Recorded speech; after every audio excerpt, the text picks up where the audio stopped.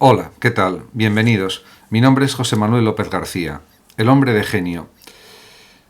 Este título está referido a una obra de Aristóteles, el gran filósofo de la antigüedad griega, que se titula El hombre de genio y la melancolía.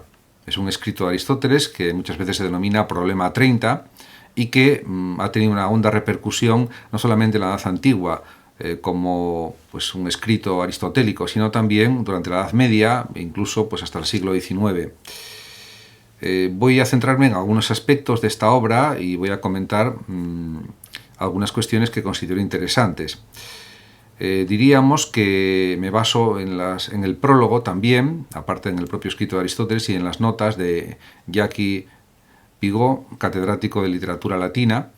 Y realmente en el problema 30 aparece la cuestión de por qué todo ser excepcional es melancólico. Pues lo es quizás porque tiene una hipersensibilidad a lo que sucede en el mundo, en la realidad, a los propios pensamientos, sentimientos o emociones, y eso le da una capacidad de creación que puede ser prácticamente ilimitada. Esa sería una interpretación por mi parte, pero diríamos que en la época de Aristóteles, diríamos que la teoría en la que se basa el propio discípulo de Platón, que es Aristóteles, que fue Aristóteles, pues es en la teoría de los humores, la teoría de Hipócrates o la teoría hipocrática de los humores, que consideraba que había unas sustancias, que era la bilis negra, la bilis amarilla, la flema y la sangre, que conformaban la estructura corpórea, la estructura interna del cuerpo, o que circulaban por el cuerpo estos humores, y que realmente estas sustancias, y eso influía en los cambios de humor, en los caracteres, en las conductas, etc. El propio Aristóteles se basa en esta teoría hipocrática de los humores, que después fue también desarrollada por un médico romano, Galeno, ya varios siglos después de Aristóteles, pero que realmente actualmente, claro, está desacreditada porque no es científica, pero que en aquella época en que la observación de animales muertos, por ejemplo, la disección de animales muertos era una práctica que se realizaba. El propio Aristóteles es el creador del sistema de animales vertebrados e invertebrados y posiblemente pues, diseccionó pues, peces, algunos animales, y eso le sirvió para sus estudios biológicos, o como gran naturalista o biólogo que fue.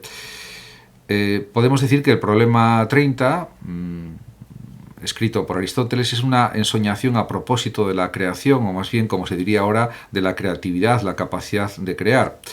Realmente podemos decir que el propio Aristóteles intenta buscar las razones de la diferencia de caracteres, de temperamentos, de comportamientos, etc., y también del propio funcionamiento corporal, y a veces recurre a teorías de este tipo, teorías basadas en especulaciones relativas al aire, pues también a los humores, etc., y bueno, es entendible que así lo hiciera. También, por ejemplo, Aristóteles creía en la generación espontánea, cuando pues era algo erróneo, falso, porque luego ya en el siglo XVII Giovanni Redi demostró con un experimento que no era posible la generación espontánea.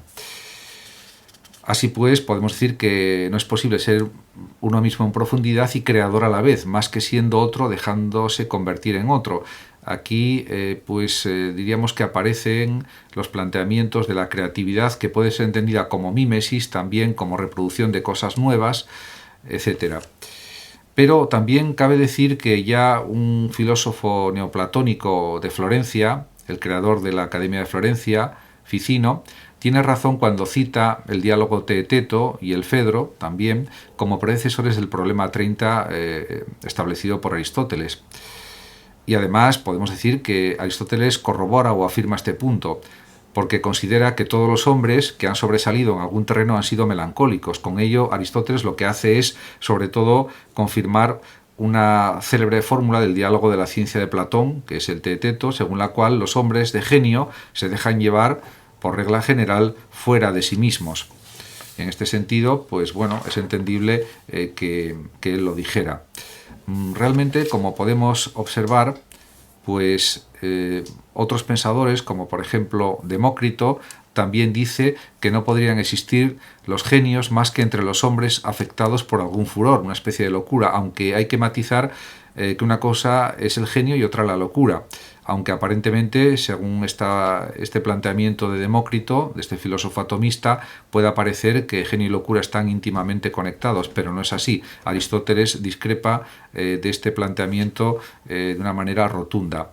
De hecho, el problema 30 plantea, de un modo insistente, como hemos dicho, la cuestión de la relación entre la fisiología y los comportamientos. Por supuesto, un médico, varios siglos después de Aristóteles, en una de sus obras habla de estas cuestiones, y este libro se titula Que las potencias del alma son la consecuencia de las mezclas del cuerpo, con lo cual pues hay una mezcla de planteamientos idealistas, místicos, con cuestiones ya empíricas relativas al funcionamiento del propio cuerpo, tal como se conocía pues en estos siglos, varios siglos antes de Cristo y el primer y segundo siglo después de Cristo aproximadamente. Realmente, como se puede observar, diríamos que la tradición que hace de locura y genio una pareja fatal no constituye, y vuelvo a repetirlo, más que una lectura parcial de este texto de Aristóteles. Y el mismo Aristóteles insiste en que todos los melancólicos son seres excepcionales, dice, y no por enfermedad, sino por naturaleza. Aquí está uno de los puntos clave de este breve escrito de Aristóteles, con lo cual diríamos que rechaza totalmente que la excepcionalidad de los melancólicos sea causado por la enfermedad o un proceso de enfermedad, sino realmente lo es por la naturaleza con la que han nacido, que yo aquí consideraría que es sobre todo por una extraordinaria sensibilidad que les hace ser creativos, o podríamos hablar también de hipersensibilidad, pero como algo que no es enfermizo, sino que es realmente digno de admiración. Muchísimas gracias a todos por su atención y hasta mi próximo vídeo. Saludos también a los oyentes de Radio Sofando de México, por supuesto.